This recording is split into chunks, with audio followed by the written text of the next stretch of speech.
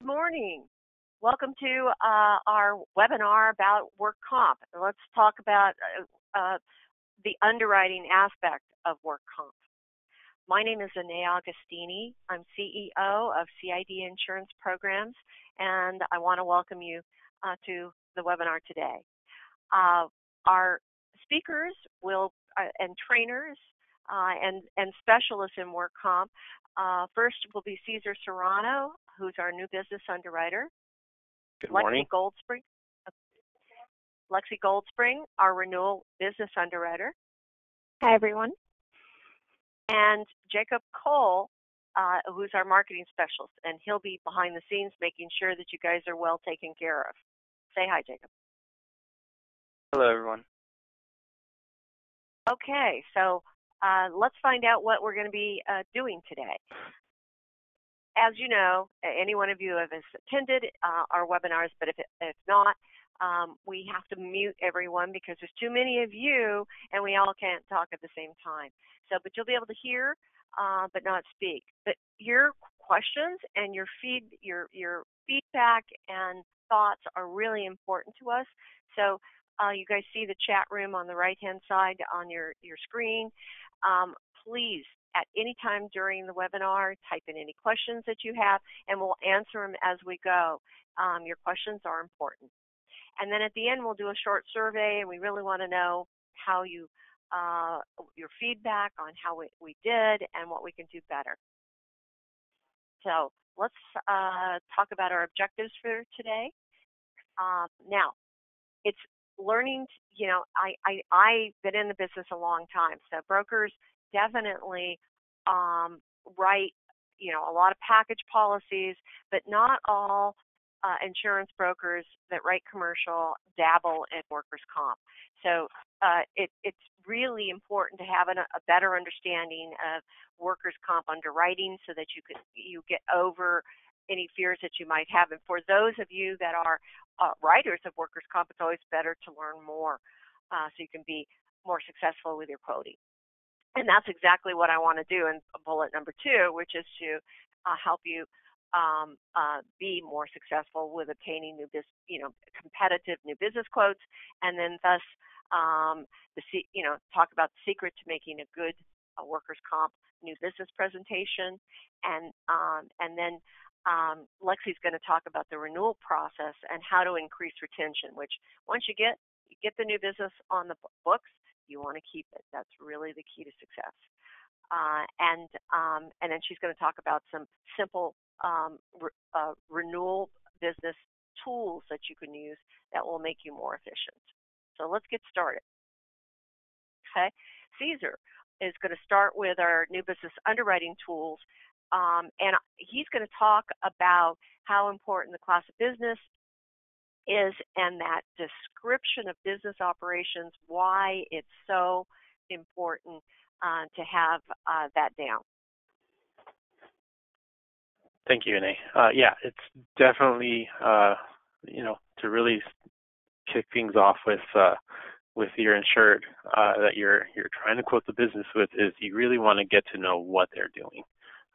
It's really important to have a really good understanding of their business operations, and that way you can really look at the business as a whole, what they're doing, what types of employees that they have, and really be able to properly classify them into the right classification so that you're maximizing the premium as far as getting the right premium amounts and where they belong, and not overcharging for something that should be classified somewhere else. So yeah, you really need to get to know the business as much as possible. Ask a lot of questions as to what the things that each employee is doing, or at least just have a good idea of what they're really doing, so you can report back on your applications and everything like that. The big thing about it is when you're doing this, you got to be careful about what the second bullet under number 1 shows, which is the bush call. A lot of times there's just some calls that you get, that take you a long time to figure out, and to really wrap your arms around it and try to find a quote, and you're wasting all this time trying to find a carrier for it, and it could be the most difficult thing to do. And that's really what the bush call is when you have something you're wasting a lot of time with, and you're not going to get a whole lot of reward for it. Good point. And I don't know if you had anything else to say about the bush call that's been a term used at our company for a long time.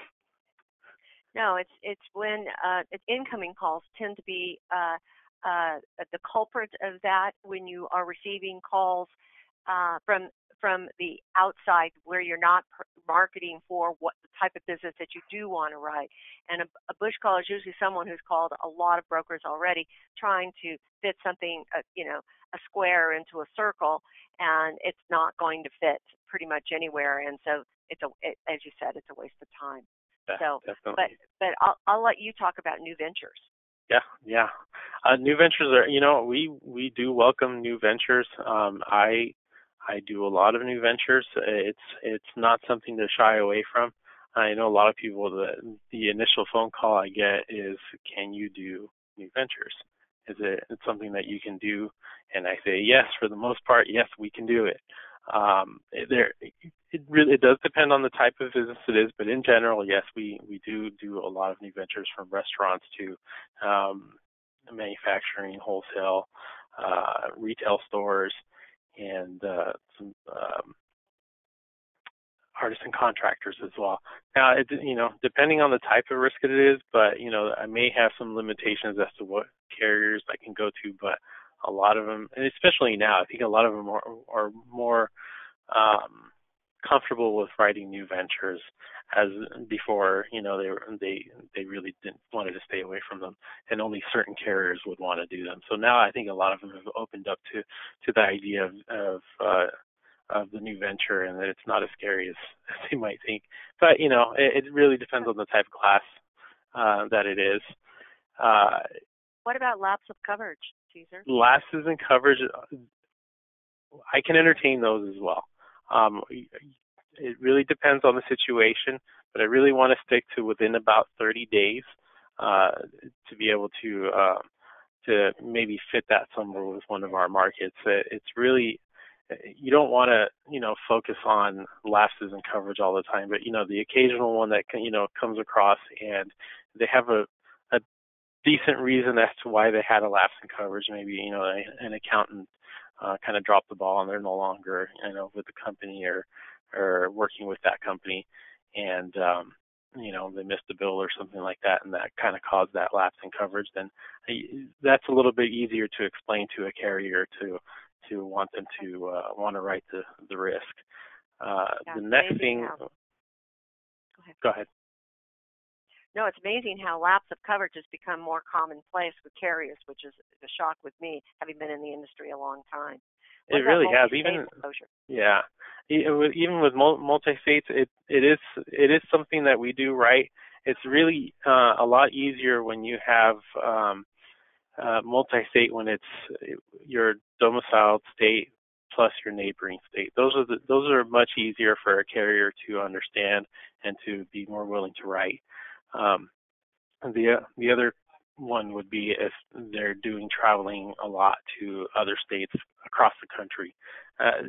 Not all carriers write in every state, but it is possible that we can write them. It just really depends on what they're doing. We're not going to be doing the long haul trucking or anything like that, but simple things will be easy to write. It just really depends on the type of business it is. But yes, it is something that a lot of our carriers will consider. Okay, and so when you get into larger policies, usually $25,000 or greater in premium, you're going to have a modification factor. So, Caesar, would you talk about this? Yeah, definitely. Yeah, like Anay said, usually $25,000 and over, and sometimes the Work Comp Rating Bureau will consider premiums a little less than that, but it really depends on the payroll size as well. So there's kind of two factors that they consider when it comes to something like that. But the experience modification, the insured gets rewarded if they have no losses or very low losses in in their class of business, they get rewarded for that, and there's basically a discount that gets applied to the policy. But in reverse, if they have lots of claims or claims history or even severity issue where they have big claims on the books, then you pay for it as well. So, and you start at 100%, you can go below that or above that, debiting the policy or crediting the policy, just as a kind of a reward for safety, basically. So, there's a lot of things that you can do to help with that, have safety meetings and other things like that. Great. So let's talk about new business quotes. That's a really important thing for brokers to be able to get a fast quote from you. What do you need, Caesar? It starts with the Accord application. We really don't do anything as far as online quoting from the agent to us. It's all based on Accord apps. But the Accord 130, which is the workers' compensation app, is actually pretty simple, pretty straightforward. The most important part of the information that I need is always going to be like the tax ID number, the classification for the employees, and then an estimated annual premium for those employees as well. Any history that you have, if they have prior coverage, providing premium history, loss history, that all is the best information that you can provide. It's just really as much information as you can provide, the better, because that helps me underwrite it and really helps me know where I can place something and get to the best pricing. So what about the new business presentation? Brokers tend to want to use the quote that comes from us. What do you recommend instead, Caesar? Each agent should have their own quote template. Don't rely on ours, to use, because that's information for you, and then you should be able to customize that to how you want to present it and how you want to have that information put out to your customer. You do want to have certain pieces of information on there, which we do provide in our proposal, especially when it comes to the rates. If there's discounts or credits or debits, you always want to report what your net rate is, because not everybody does that. And if you're not doing it, you could have a rate of, I don't know, for example, let's say $5 per 100, and then competitor shows that they have a rate of $3. You have the same or almost the same rate, but because you didn't show that the discounts that were applied that brought you down to that $3 net rate, somebody's going to look at that and say, well, hey, they're already giving me a $3 rate. I'm going to go with them. You want to definitely avoid that and make sure you have that in there to make yourself as competitive as possible and make sure you're putting out all the correct information. And did you want to speak upon about payment instructions? Because that's always a confusing thing with insureds. Definitely. As far as workers' comp goes, basically an installment plan where it's not financed through an outside finance company, but you want to make sure that you're specifying how those payments are. You have usually it is a direct bill. You're going to have a down payment and monthly installments, depending on the premium size. It can go from just a full pay for a small premium to 10% down in 9 installments or 10 installments or even monthly. But like a 12-month period. But there are options out there. Typically when we're binding new businesses, it's going to be we collect the down payment and the fee, and then go from there. As far as the direct bill payment process. Right. And we have a question. Mm-hmm. Some insureds do not want to tell us current premium. Where else can we get that, or what can we tell the insured so that they will let us know the current premium? Go ahead. You want to share? You want to take that? Yeah, that is difficult to obtain sometimes. There is not a place where you can find out what the current premium is. So if they don't give it to you, you can get a good idea if they're experience rated, because some of that information is going to be on their experience rating sheet. that the Work Comp Rating Bureau publishes, you have a little bit of an idea, but not a full-on idea of what they're paying. Let me put a suggestion out here, Caesar. Mm-hmm. One of the things that you may, to answer your question, is one of the things that you may want to do is talk to the insured. If they don't want to give you the current premium, you would want to talk to the insured about, you may want to ask them for their current rates, because you want to make sure, and classification codes, in order to make sure that they are, their employees are classified in the right pay classification codes, and then to ensure that the rates are competitive. So you could avoid the premium, the total premium, but you could figure it out yourself by just calculating the numbers. And you become in pretty close to the range of what the premium would be, minus all the fees that they charge. So that might be one way, to get around it, because really focus on classification and making sure that they have competitive rates, and that the rates are apples to apples. Like Caesar said, we're not talking about a net versus, you want it to be talking about a net rate, which is when all the credits have been applied. Yeah, that's a great idea, and thank you. So let's move on to Lexi, and she's going to go into the renewal process. Thank you, Anae, and thank you all for joining. So in our office, we have a renewal process that we follow, and we encourage all our brokers to implement their own renewal process.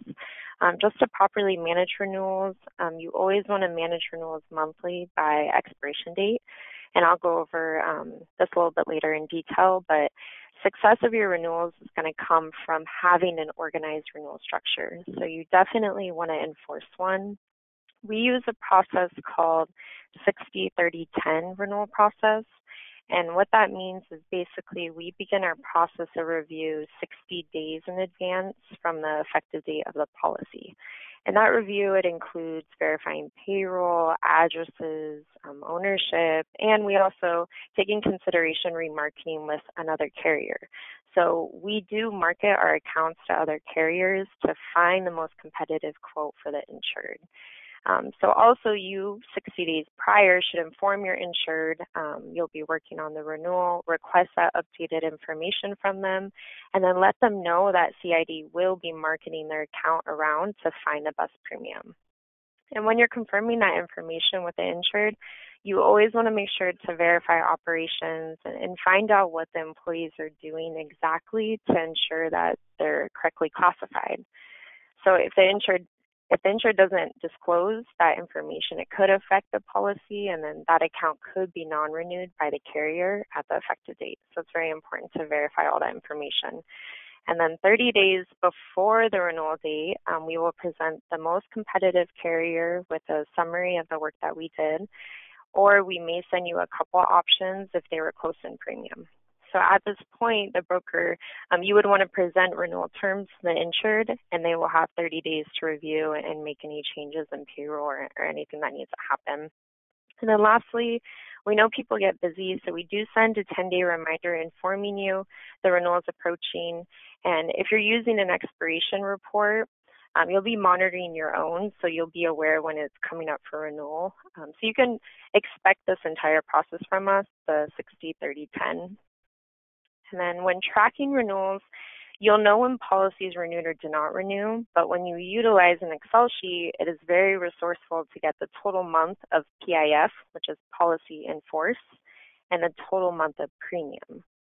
And then how you would receive that retention ratio is you would divide the non-renewed premium from the total month premium, and that would give you your total retention ratio. And your retention is very important to keep an eye on monthly just to make sure you're always growing. So once the policy renews, two key elements to look for is if you have received the policy and if you have been paid commission.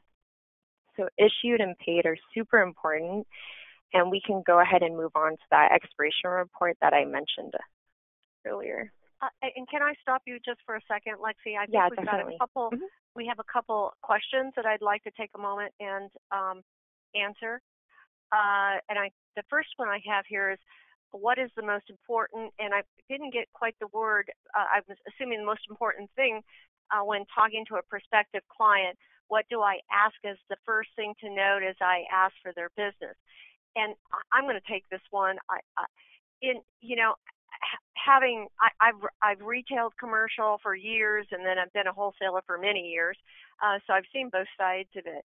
And I think the most important, you have to create value, a reason for that prospective client to want to do business with you. And that value in work comp is really going to be, you want to get away from it being a premium driven, right? Because that's always the biggest problem, but that is going to be an important factor that you can actually promote by actually looking to make sure that their employees are appropriately classified in the right categories, and that and you can get a more competitive premium sometimes by being able to move people into lower rates where they may not have been classified properly before. And sometimes moving someone from one carrier to another, it's a lot easier to move that payroll around to the appropriate classifications, because the new carrier is going to take the recommendation or the numbers that are given to them usually. And obviously everything is audited in the end. It's statutory, must you have an audit, but that is going to be the way that you would probably be the most important thing to do with a prospective client. And so the last one is, what happens when a prospect is currently insured under a wrong class code? Are they at risk of no coverage? No, they are not at risk of no coverage. However, if they are underclassified, like they should be, they're in a lower rated classification and they need to be in a higher rated classification, carriers do have the ability to go back multiple years and recharge, increase the premium by reclassifying them in each year, going back they could go back as usually about 3 years. And so they're not going to not have coverage, but they're going to adjust the policy accordingly. And usually, so that really deters you from trying to place people in a lower category. That being the insured's intent to do that, or you as a broker, it's not a good idea, because it will catch up to you because everything's audited. And I think does the renewal notice go to the agent first, and then I am sending this to my client? I'll let you take that, Lexi. Okay. Yes, so we will send the renewal proposal to you, and as Cesar mentioned earlier, you're going to want to create your own proposal. You can customize it, and then you can go ahead and send it to the insured directly. Okay, I think we've got everything now, so I'm going to let you take over, Lexi. Okay, so this is an example of the renewal Excel spreadsheet that CID created to help our brokers monitor the renewal list. So you can find this actually on our website at CIDinsurance.com. You're going to click on the resource tab, and then you'll click on templates. And from there, you can download the report, and then you can open it. So I'll touch up a little bit on this. This spreadsheet is set up by the year, as you can see. So at the bottom, you can see there are tabs per month, January through December. And as I mentioned, the most effective way to track renewals is by month. So regarding the tabs at the top, this is how we determine how to track renewals. The first tab you can see is expiration date, and then name insured. Okay. Name insured, policy number, line of business, coverage, premium size, broker, and renewal notes. So the last 3 columns, you would just put Y for yes, if it renewed, the policy was issued, and also if you received commission. So it's a great tool to keep in mind. You can also organize it by highlighting the spreadsheet with color. Renewed is blue, non-renewed you can do red, and this is how I actually keep track when I do renewals. The visual can become very important and motivating as well. So it is important for each of you to think about the best way to handle renewals. For example, if you're a farmer's agent and you don't have an agency management system, then you'll have to start somewhere in tracking renewals. And ideally, the best way would be to drop renewals into a spreadsheet and then start a renewal process. And those of you may have an agency management system as an independent broker, so therefore you can always drop your renewals into the spreadsheet provided as well. And this will help you for the following year also when it comes around for renewal again. So moving forward, renewal tips. So in your day-to-day work, definitely. We have one more question, and okay. I'm not sure. You could probably answer this. Someone is asking for some good feedback for owner included or excluded. And that's a loaded question, but if we could give a brief answer. If you're referring to the exclusion form, if an owner is included or excluded, at renewal, you want to confirm and clarify that the insured has exclusion forms completed on file, or when that policy comes up to be audited, the owners will be automatically included and they will not backdate that exclusion. So that's something also really important to confirm with the policy or the insured, that there's exclusion forms that are signed and they're on file just to avoid any situations that may happen at audit. I believe that would answer your question. Right, and that's Can for I just new interrupt business for a little bit there? Go ahead. Yes. Yeah, I mean, they do also choose to want to be included, so you want to make sure that they know what they're getting into if they want to be included, because there is that charge for minimum state payroll amount that they charge if they want to be included. So to get paid less than that minimum, I believe it's about $55,000 a year, then they would have to be bumped up to that amount if they choose to be included. So you just got to have that conversation with them when they're wanting to be included or excluded. Good point, Caesar. Okay. So in your day-to-day work, most of your service that runs your agency is probably more on personal line side versus commercial side. So it's important to treat every renewal like new business. You have to touch the policy at least once a year. Work comp renewals, they do not require heavy labor on the service side, so it can be easy to not have contact with it insured throughout the year. So that means that it's very important to regroup at renewal, take your time being very professional. You'll want to send a written proposal to the insured as we discussed, and then you'll send us a renewal bind order. So although some of the workers' comp policies, they do auto-renew, we still request a bind order. And then you always want to monitor your retention, and the goal should be to retain at least 90% of your renewal book. So that should be the ultimate goal. At renewal, you want to be asking what other coverages do they need. It can become an E&O exposure if all lines are not being offered. So at minimum, you should put in the renewal terms when sending the quote over. And while you're working the renewals, it's good to ask for other businesses or the insured for a great referral for new business. You want to spend at least 50% of your time on renewal retention and also 50% of your time on new business, because both are equally important. So you want to ensure you're gaining new business, but if you're not doing well on renewals, it's like you're bringing in business, but then it's escaping. So creating that good balance is very, very important to focus on both. Okay, and if we move to premium audits, so from an underwriting perspective, this is where I see some of the biggest problems. When the policy renews, it's not done at that point. The insured will have an audit that has to be completed for the expired policy. And it's important for you and your insured to know that all work comp policies are subject to a premium audit. So that is mandated by the state, that they come back around, determine if the payrolls were accurate, so the true premium was charged for the exposure.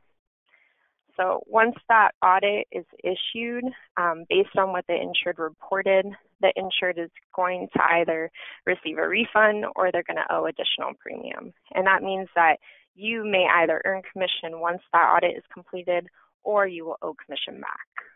And then I'll cover some difficult situations and areas that I've run into. learn from the past. So, of course, we don't want to make the same mistake twice. But you want to make sure the insured knows if they are non-compliant and then the consequences. Some people do not realize how damaging audits can be if they're not handled correctly. So here's a couple examples of situations that I see that you individual brokers may not. Non-compliance can result in 3 issues. So number 1, an estimated forced audit will be issued, charging a large amount of additional premium. Number 2, a cancellation notice can be issued on their current active policy. And then lastly, if the audit goes months being non-compliant, then at that point, an outside collection agency, they could step in and continue to bill the insured.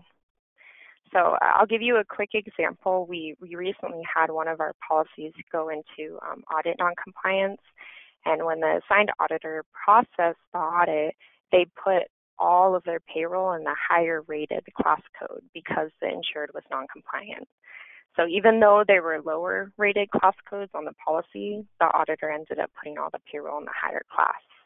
So of course the insured is that because they didn't fully comply with the audit, the information required for the audit? Correct. So the auditor is going to request an audit report that's completed, but also payroll documents to back that payroll up that you're reporting. So if you only send in the audit report, you still could be non-compliant if you don't send in those payroll documents. So of course, in this situation, the insured received a huge audit bill, and then they finally complied, but we want to avoid this from happening in the future because it causes a lot of extra work for everyone.